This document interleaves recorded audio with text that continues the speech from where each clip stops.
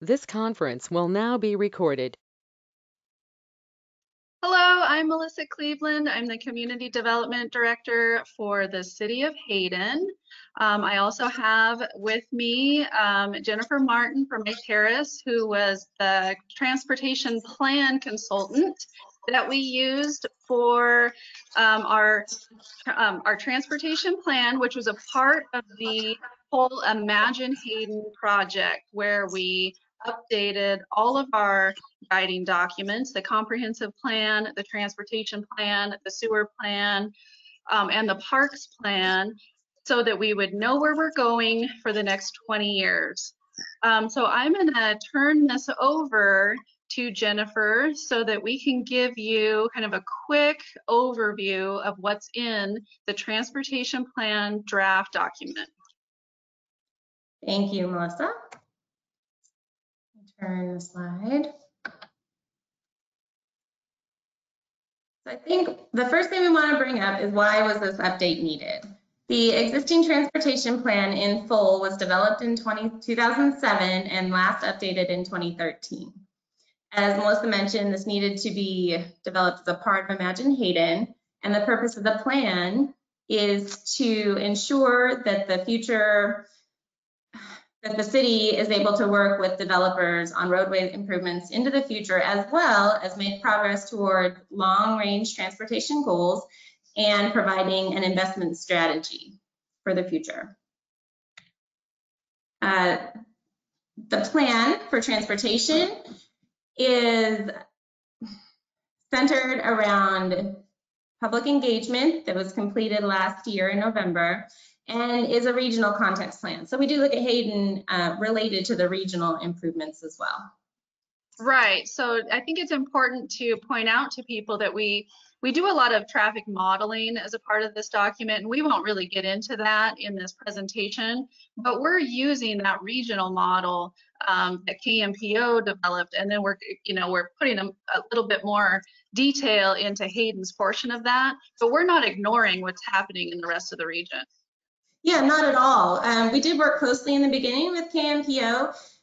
Their tool does cover the entire metropolitan area, and we have a sub area model. We'll briefly touch it in chapter 5, but what it does is it makes sure that the flows to and from the city or through the city are captured, and we reflect KMPO's forecast as well. Right. So to set the stage for the plan, the entire plan, we have some purpose, goals, and objectives that were developed starting from the comprehensive plan as far as the purpose, and then we've summarized into 3 goals, which were summarized from public comment, and they're basically to provide an efficient and safe transportation system, the whole system, as well as minimize any impacts of traffic on the system, and then also have the best operational system that you can as far as intersections and roadway system and non-motorized, while being responsible financially. Absolutely. So chapter 3, the plan, is a really long chapter, but the purpose of this is to discuss all the different elements related to transportation within Hayden. And there's quite a few. You do have the roadway system, which is pretty important. There's a lot of aspects of the roadway system that matter when you're trying to plan for transportation. Functional classification, which is really roadway type. The most simple way to detail those would be highways compared to streets, compared to, or arterials compared to like a local street, and how different they are. Another element of the roadway system would be speeds and number of lanes. But beyond that, there is non-motorized transportation elements. And things that go along with that would be parks and schools, and those do relate heavily to your transportation performance. And then on top of that is the airport, which is located very central to the city, although not within city boundaries, and then rail facilities and public transportation. One thing I mentioned was the roadway system, and this is the bigger portion of transportation. In these 2 maps, you can see that on the left we have functional classification of roadways, and on the right would be roadway capacities, and that's the amount of vehicle traffic that you can get through that system. And as you can see on the right, US 95 is the highest capacity within the city, but there are some major arterials that do have additional capacity, including Hayden and Honeysuckle and Ramsey Road, and a few others.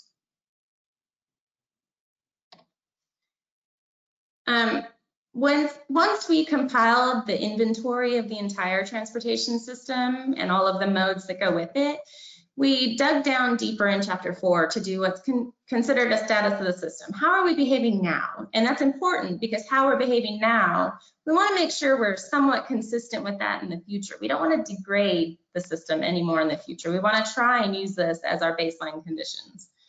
And so some of the things that we looked at and what is included in the plan would be the purposes of travel. Why are people traveling? The types of travel, how are they traveling? The why would be, are they going to work? Are they going to school? Is it for fun? Is it shopping? And the how would be, is it I drive alone? Are they sharing a ride? Are they using non-motorized traffic, walking, biking, or maybe transit? Other important things that we looked at in the status of the system would be a crash analysis. How safe is the network and where are any safety issues occurring? And then we did a signal warning analysis. Are there any intersections that are not operating now which could possibly be remedied with a signal? Shown on the right of this slide is some information from the household travel survey that was done a while ago. It wasn't done for this plan, but it was used to develop the KMPO model, and so it's still relevant for Hayden. And then also from that same study is some information on the left here, which show the home-based work trips within Kootenai County.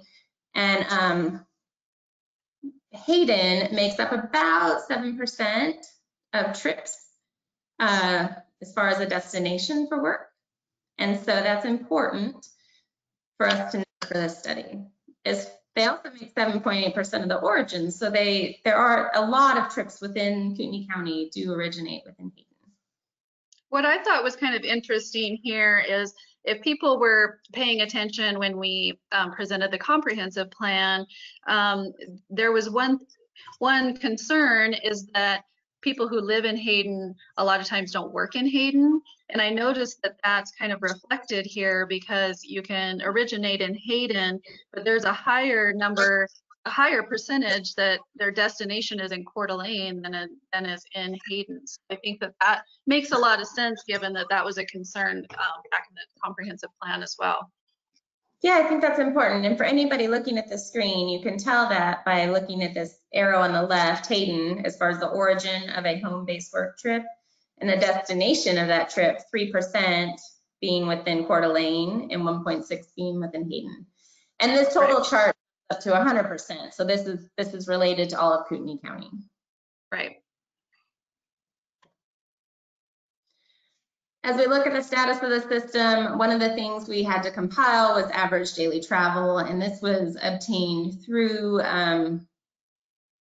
the ITD. This is through ITD, and it's important. It kind of shows that there is a distribution.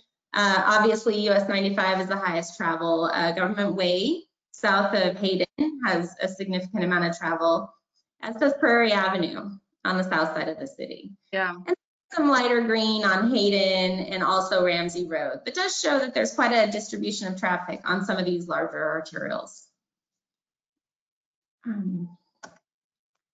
As we go into some of the other safety measures, we wanted to look at crash analysis. How is the city of Hayden behaving relative to neighboring cities? This is one of the measures we looked at. And in the appendix of the traffic study, there's a very comprehensive crash analysis that goes into about 10 or 12 different measures, just to kind of give some insight to see if there's anything that stands out. And what we noticed is when we compared Hayden with Coeur d'Alene and Post Falls and Sandpoint, some neighboring northern Idaho cities, we see that the average is about 4.6 crashes. And I should have pulled the entire label of that 4.6, but Hayden is below that, below the average, where Coeur d'Alene is above it. And some of that has to do with the functional classification of the arterials themselves and where the crashes occur. Right. And On higher the traffic right, volume. oh, say that again, sorry, Melissa. Oh, I just said, and Coeur d'Alene has more traffic than Hayden as well. So Much more. And so on the right, we wanted to look at crash severity, because one of the important bits of information about crashes, it's not necessarily that a crash happened. That might indicate a problem with the geometry, but the severity of the crash is probably the most important statistic to look at. Are you having fatal crashes regularly? You have a huge systemic problem. Are you having property damage, which could be a parked vehicle? You might have a different type of problem. So what we see here is that the fatalities remain very low, with a maximum of 1 per year. In fact, many years without even a single fatal crash. You can almost not even notice it on this chart, which is good. Injury crashes kind of hover between the 40, 50 range, not a big change in the past 10, 15 years.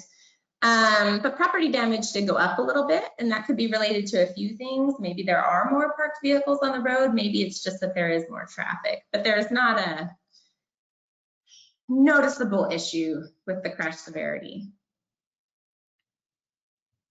And again, the entire crash analysis is in the appendix of the report. One thing that is useful to look at is the location and severity of the crashes on a map. And what this shows us is kind of what you would expect. The majority of the crashes happen around those higher functional classification of arterials. The gray dots on this map show an injury crash, and the red dots show a fatality. And this is the same years that were on that previous map, so 15 years of data.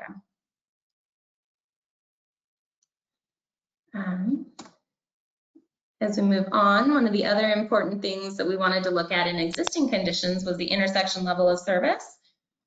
And this is important because the city does have a minimum criteria for performance of a level of service D. This information was from count data at these intersections. The city did obtain actual count data for the AM and PM peak hour.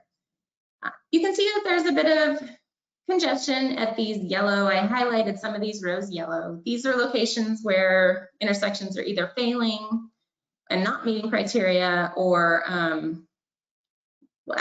or not meeting criteria in one of the periods, not necessarily both. So you can see here at Atlas Road and Hayden, they're only failing with the level of service E in the PM and not the AM. Although one intersection fails with a level of service F, which is the worst grade that it can receive, which is the stop controlled intersection of Huetter Road with Hayden Avenue. right. So there are several intersections that could use improvement, and we actually looked at these going into the next section, the signal warrant analysis. Anything to say on this one, Melissa? No, I don't think anyone's going to be surprised by those Right. Failing or close to failing intersections. Right, and the city did do a really comprehensive data collection effort, and part of that was based on what people, where people commented there were issues, right, and also where the city had an idea that issues may occur. Right. So the signal warrant analysis, there are, nine different warrants that can be investigated. All of this is included thoroughly in the appendix of the report, as well as in chapter 4. But I want to make a note that just because a signal warrant is satisfied, which is the criteria for a signal warrant, that doesn't necessarily mean that a signal needs to be implemented. That just means that, yes, it meets a certain warrant and it's required. So the things that are used to determine a signal, whether a signal is warranted or not, has to do with the congestion levels, the traffic levels, could have to do with its relation, geographic relation to a school, or how many pedestrians are using an intersection for safety reasons. It could also have to do with whether or not there's a coordinated system and you just happen to have one intersection in between it. Maybe it's warranted for something like that. So we do have a few intersections here that did meet the warrant, and that's pretty important, as that was important to us as we built the investment plan. And again, these are right from the level of service analysis, and you can see that Huetter Road and Hayden Avenue, the one that did fail in the PM, did satisfy several warrants. Great. So chapter 5 is what Melissa brought up in the beginning. This is how we forecasted to the future, and the base tool that we did use for that was the City of Hayden Travel Demand Model, which was built in coordination and directly off of the regional KMPO model. Again, this is included as an appendix in full, the model development and validation analysis. So that's in the report for download. There are some questions on here. Why do we do this? Why do we need a model? The purpose is to see the future, and it's a statistical model that's able to balance where people live and work in the region and how they're going to make their changes in travel. What modes are available. It's a useful way of us being able to understand the system's sensitivity to improvements, whether or not we add in light rail, which isn't a part of the plan, but it's an example of if we made improvements to the system, do people use it, and is it important? So that's kind of on the how demand models are used. They're used to understand locations of congestion. And just one note I want to make, it is a demand model, which means the purpose of it is to show us where the demand is, where do people want to be. And it is used as a tool so that we can help understand some of that. Right. There is a note, and I should just say, the things that go into it is the future land use, which was controlled to KMPO's growth for 20 years, up to 2040, as well as network improvements outside of the city. They're also included. So looking in the near term, we did use the model to get to the near term. We knew that there were some ITV projects that were going to be completed by that time. So they were included in our background conditions. And they are the 3 intersection improvements, signal timing at US 95, as well as total coordination of US 95 signals throughout KMPO. We also know that there's a possibility that some developer-driven projects, so some projects that would be built in coordination with development, would be in place by 2030. And they happen to be on the south coast side of the city near the Huetter bypass, future Huetter bypass. And in this plan, they're called the Backage Road, which is kind of a frontage road on the east side of the future Huetter bypass. Robeson Avenue, which is south of Hayden in the east-west direction, an extension of Honeysuckle Avenue, and then also an extension of Carrington Lane north of Prairie Avenue, from Honeysuckle to Hayden. And it's believed that they should be in place by 2030, although that will be dependent on the development. And then there are a few city-led projects which have been in development over the years, which should be in place by 2030, primarily Ramsey Road from Hayden to Lancaster, and the intersection of Ramsey Road with Honeysuckle. And the signal at Government Way and Lancaster Road, completing the signal at that intersection. So we did use the demand model, like I mentioned, and here's an example of it. This shows what the demand model anticipates for the demand in the PM peak hour. And what we're showing is a volume to capacity ratio. So the darker the color, the more volume to capacity. You've only got a certain amount of capacity on these roads, and as you approach that, your speeds decrease. As your volumes get closer to your capacity, your speeds decrease, and that's congestion. So in a tool like this, we show congestion as a volume to capacity ratio. And we do see some locations that stand out as being more heavily used in the future, or in 2030. And they're on Hayden Avenue and Government Way. And there are some expected ones along US 95, although those segments of roadway are not included in this plan. US 95, excuse me. We do see some congestion on 4th Street as well on that southeast corner of the city. Shown in this are roadway segments as well as intersection volume capacity ratios. And as the CIP, the investment plan was developed, we did look deeper into any of these to ensure that they were really a true capacity issue as we developed the plan. So a summary of those shows the PM, this is PM congestion, the primary congestion occurred in the PM peak hour. And the major segments are right here, as I kind of talked about a little bit on the previous slide. Government Way, Ramsey, 4th, Hayden. And I need to look into this one, Melissa. That's just that road behind Walmart, I think. I think so too. So we went one step further and we looked into the 20-year forecast of 2040.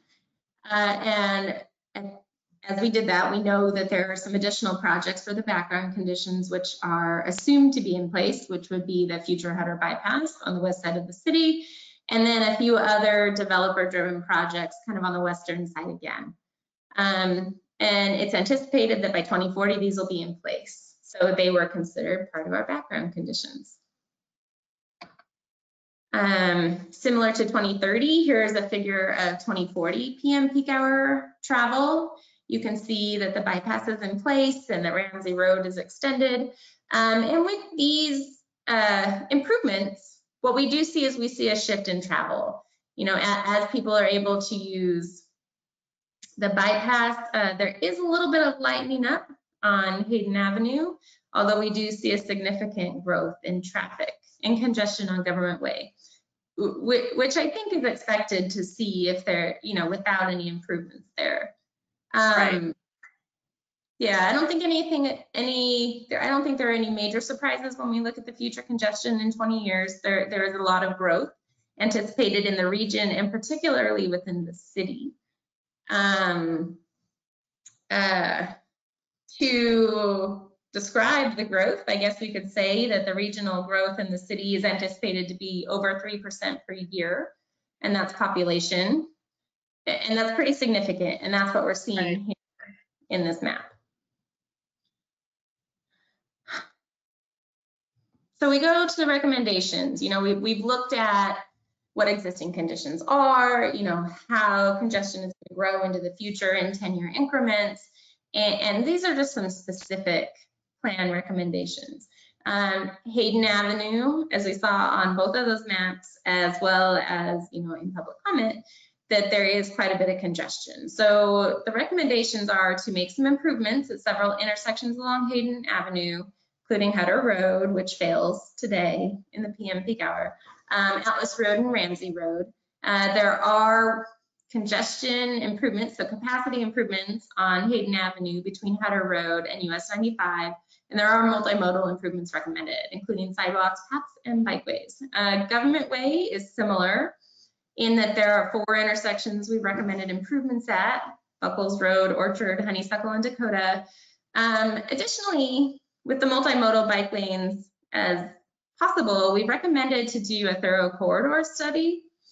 And the purpose of the study is to not just implement improvements. You know, don't just say this intersection is failing, let's improve it. I think that through this plan and through discussions, it was kind of decided that the corridor as a whole could use some real comprehensive planning behind it. You know, there's a lot of driveways, there's a lot of ped crossings, there are a lot of intersections and a lot of activity. And so a thorough study of the corridor is recommended as part of this plan.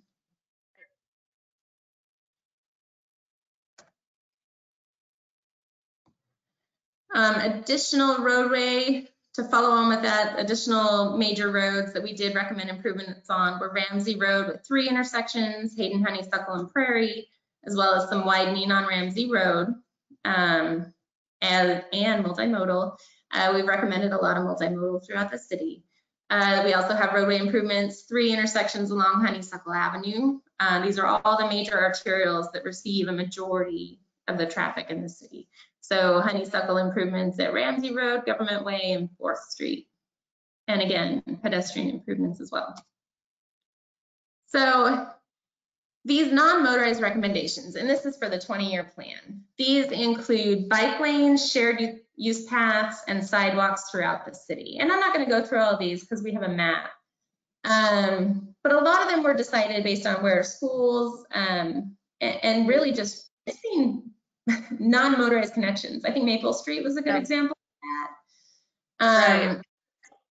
So I'm going to go to this, Melissa, if you have anything to say about it. But this shows, it looks a little detailed, but it shows existing bicycle routes and sidewalks without hatch marks, and then it shows these future bike routes, pretty comprehensive throughout the city with these dashed lines. Right. Yeah. And like you said, we concentrated those multimodal improvements close to schools and parks because we know that will generate more pedestrian and bike activity in those areas.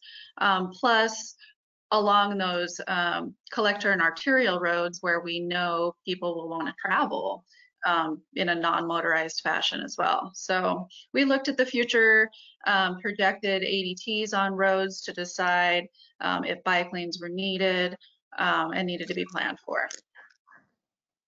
Yeah, that's super important. And on a bigger picture scale, non-motorized traffic is what needs to be in place. So you need to have a non-motorized system really in place before you can even implement like a really heavy transit system. You know, to get people out of a single occupant vehicle, you need to be able to allow them a safe way of accessing the system. And this is the best way of doing so, whether it's a ride, bike lanes, or sidewalk or separated path.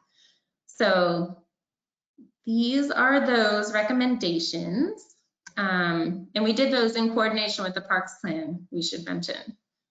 Right. So chapter 9, this is supplemental planning, and basically this chapter doesn't really make any recommendations. It talks about the other planning that's gone kind of in the background. You know, over the years, there's been a lot of work done to get us to these background conditions, including the future Huetter bypass.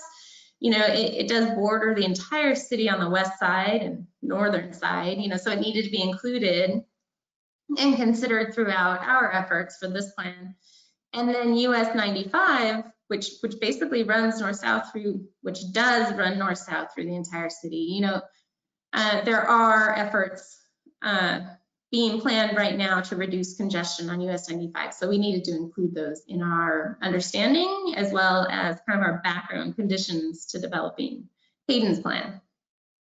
Right. Yeah, those improvements on 95, I think, are pretty much done at this point. They're probably still tweaking some signal timing and stuff, but I think all the construction's done. I think so too. It is the signal timing, which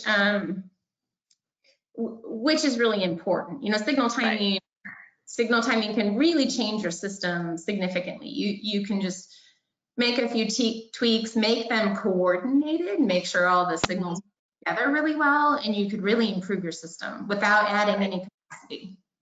Right. Okay. So chapter 10 is where we detail the system master plan and the capital improvement plan. So these are all the policies that we either recommend or have improved upon since the last plan was completed.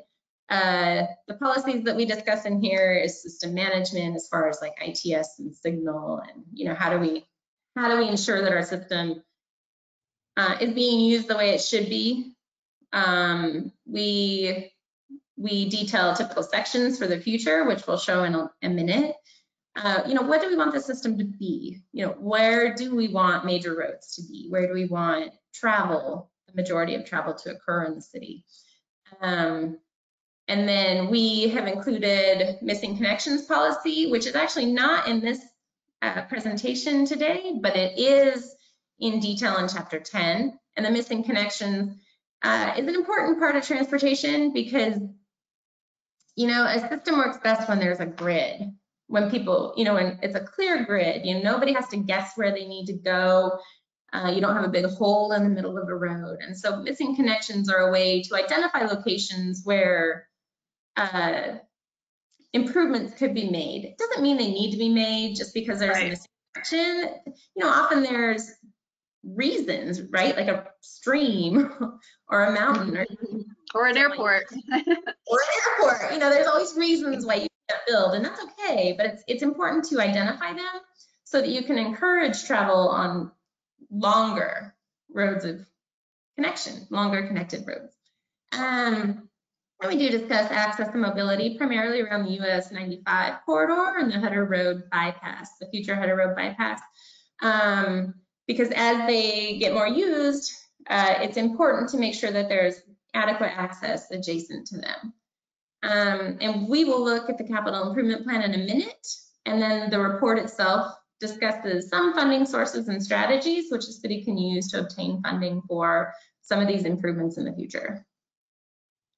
So with that, here's the future typical sections. What we show on here is it's kind of simplified. We show, sections of 5 lanes in the future or 2 lanes, roadways which may have 3 lanes, which is 1 lane in each direction with the center turn lane, so a 2-way left turn lane, with or without bike on the roadway. 3-lane section with bike, and when we say with bike, we mean a bicycle lane, a single independent bicycle lane. It's possible to have a share the road, a share-o with bicycles, and that's going to be, that was on our non-motorized recommendations. Right. Do you have anything to discuss here, Melissa? No, I don't think so. I think the biggest difference probably between this plan and the 2013 plan is that we've taken a closer look at the needs on Ramsey and Hayden. I think both of those were shown as 5-lane facilities throughout the city in that 2013 plan. But like Jennifer said, we looked at the modeling regionally and anticipating the Huetter bypass going in and kind of changing traffic patterns. We're now seeing that we need 5 lanes on Hayden, only on part of it, kind of out towards Huetter, and then the rest of it can be served adequately with just 3 lanes. And same thing on Ramsey, as you get north of Hayden, we could go down to 3 lanes. So that helps to reduce the investment that the city is going to need to make in the system. That's important. The goal, you could always improve all these roadways. Hayden is 5 lanes, might be really attractive and really useful, but the city has a limited budget, right? You want to make the improvements that are the most necessary, and this plan aimed to strategize and really make sure that investment was spent where it was needed. There are some right now, there's existing congestion and existing things to improve, and so the plan was built around not just being defensive, right? You don't just want to be on the defense and fix what's wrong, but also being on the offense and doing things like that corridor study or, modifying some of these typical sections because you don't really want to overbuild. You don't have an unlimited budget. And so that was part of it. I do want to say that one change that we made during this plan had to do with Dakota and its connection, these arterial connections over here on the west side of the city. Yeah. I think with the interchanges along the future Huetter bypass, it was decided that since miles didn't connect all the way through, we would encourage the growth along Dakota. There was just some strategizing here on the southwest corner of the city. Yep. And so what this does, these are a lot of numbers that are probably not that useful until we look at the next slides, but these are the locations of roadway and intersection improvements throughout the city. So the teal color shows short-term improvements. So something that's happening pretty immediately, what's happening now, like the Ramsey. Or what's needed now, whether we can do it or not, but it's needed. That's true. Yeah, exactly. In the near term, these are improvements that we could be needed now, but, based on that strategy, are best funded before 2030. And then the pink or magenta color being future projects, something before 2040, maybe after 2040, depending on how growth actually happens, but identified improvements that will need to happen.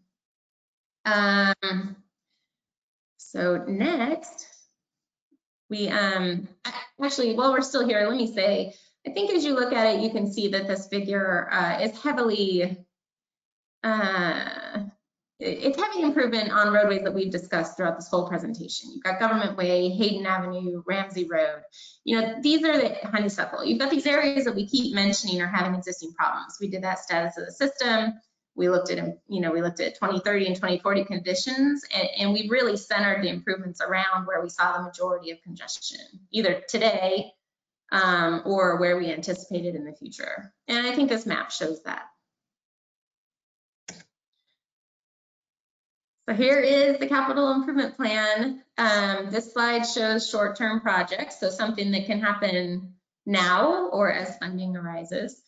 Some of them are already partially funded, like the Ramsey Road improvements.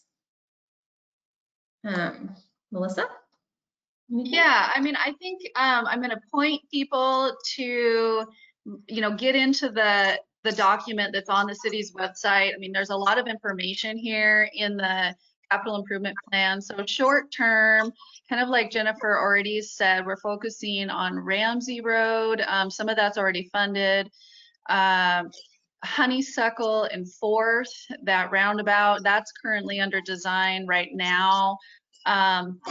She already mentioned the Government Way corridor study that we just really need to put a microscope on Government Way and figure out how we can improve the congestion given all the constraints that we have on Government Way. Hayden Avenue and Huetter, I mean, as an interim measure, we have in this CIP to look at installing a 4-way stop there with turn lanes just to kind of get us by till we can afford to put a signal or a roundabout in there. We are actively seeking funding for that intersection, just so people know. The Government Way and Honeysuckle, that's probably the worst one on the Government Way corridor.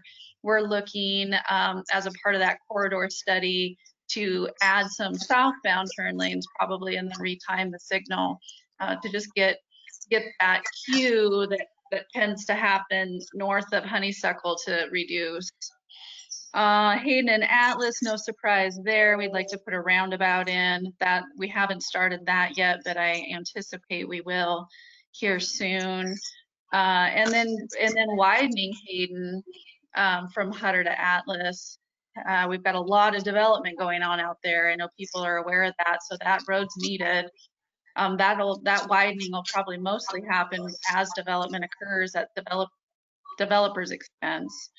And then a few other intersections that we're looking at on Government Way as well. So yeah, that's a hefty short-term CIP. The city doesn't have the money to do all of those. So we are seeking funding through grants and things. That's important. I just want to touch real fast. We keep mentioning Hayden and Huetter. You know, Hayden and Huetter is failing. Right.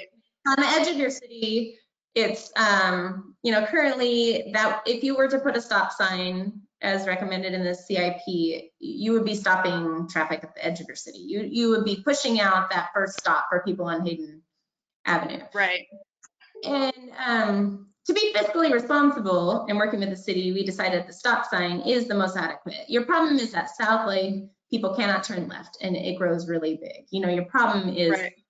people who live and use Huetter as a local road, as a road to access Hayden, which is a regional facility. So the point that I'm trying to make is that this is an interim improvement. I mean, as we've discussed, right, this is an interim improvement. As we've discussed in the future, the future Huetter bypass will take away this improvement. That'll be an interchange, you know, so this is an interim to get the city to the point where that's not failing every day, you know, on a typical day. And then in the future, it'll be an interchange, however that ends up being, and that's not a part of this plan, although we know that that will be an interchange with ramps on all directions. And at that point, and then whatever we do here at Hayden and Huetter will end up being kind of the Huetter frontage road on the west side. Right.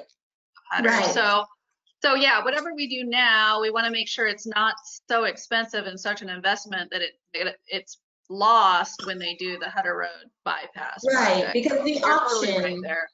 Yeah, the option here, just in case anybody's questioning, you know, why are you stopping traffic outside, you know, with a stop?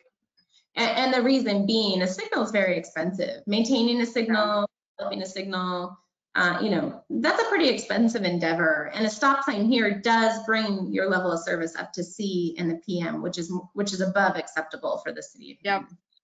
I just wanted to say that because it does seem, you know. It's a good clarification. Yeah. So, I'm trying to turn the slide. So then we look at the near term, and we probably won't talk as in-depth in these. We don't need to. If people are really interested, go check out the document. This is in chapter 10. You can see what we're needing by 2030, and then there's another one that's what we need by 2040. They're all hefty price tags, and so we really are going to have to seek grants and look at our impact fees and make sure they're appropriate, because we just don't have the money in the general fund to fund this stuff.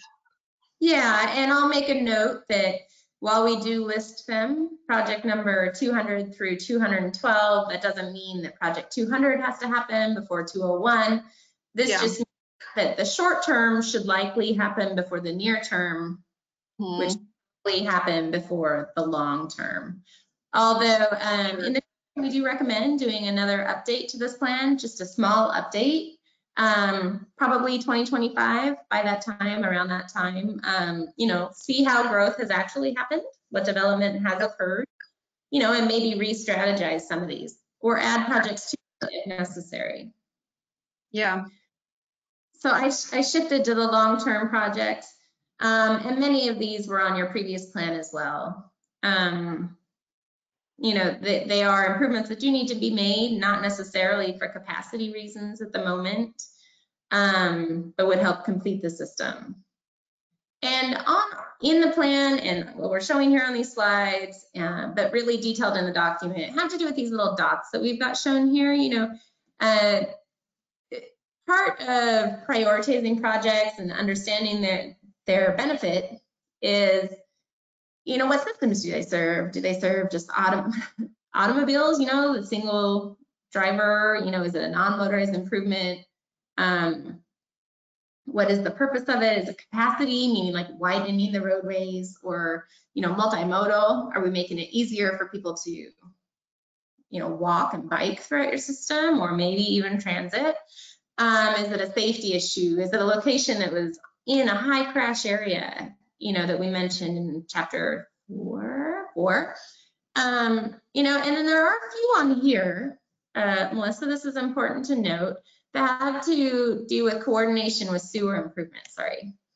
Yeah, that was part of what was so great with Imagine Hayden, is that we could understand where, you know, parks were planned, and then we could also understand, you know, the roads that had to get torn up anyway because we were planning on upgrading the sewer line underneath them. So we may as well be efficient when we do that and do the road improvement at the same time.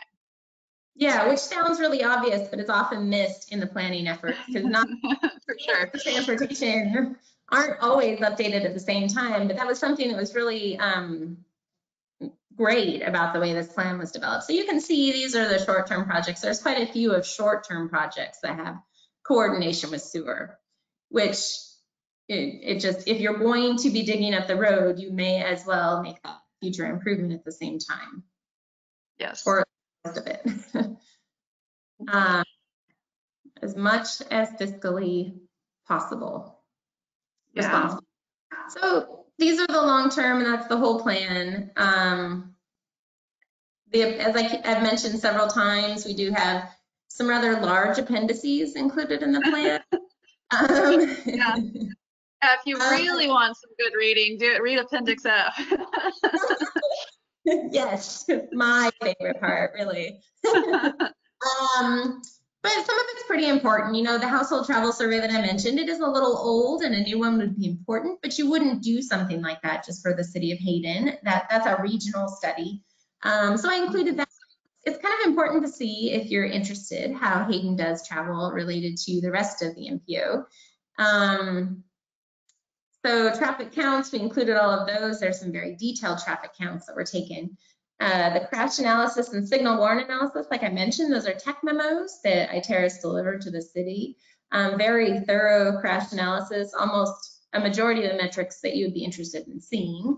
And the signal warrant analysis. And like I said, a warrant doesn't mean a signal needs to be put in place, but it is the first step to looking at improvements. And then yes, the City of Hayden travel demand model, which was built in coordination with KMPO. And a part of that section shows how we match KMPO's forecasts, how our trips are the same, our regional trips, and how we have the same controls for employment and population within the city. We've just moved it around to where we believe it is most likely to happen based on the updated comprehensive plan. So Melissa? Yeah, so we want people to look at this plan, provide us feedback. We think we've got it, but there might be something that we missed. So please let us know your comments. Let us know if you think we forgot something. Everything is on the city's website. We have a special tab for the Imagine Hayden project. If you go to that tab, the transportation plan, there's a big block at the top. You can't miss it. It's going to be right there. Just click on it. You can read the whole plan.